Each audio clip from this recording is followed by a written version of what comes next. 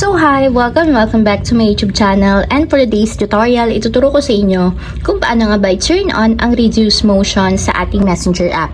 But first, subscribe to my channel and don't forget to hit the subscribe button and the bell to notify you for my new updates. And if you want to learn more, just keep on watching and let's start. So ayan guys, for today's video, i-open lang natin ang ating messenger account or yung ating messenger app.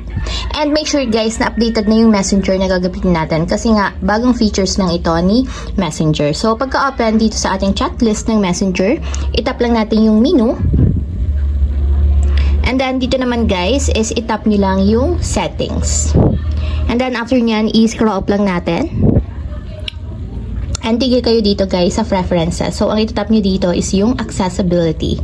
So, ayan guys, itatap nyo lang dito yung reduce motion. So, makikita nyo guys, ang naka-enable dito is naka-system. So, kung gusto nyo siyang i-on, itap nyo lang yung on, katulad nito.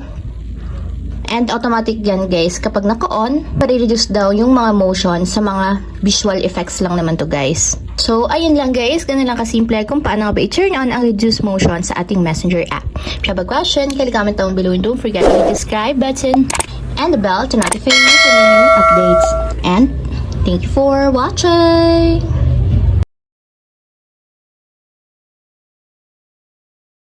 Living life every day